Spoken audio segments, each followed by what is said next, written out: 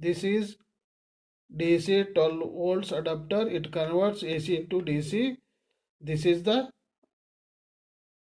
adapter output pin.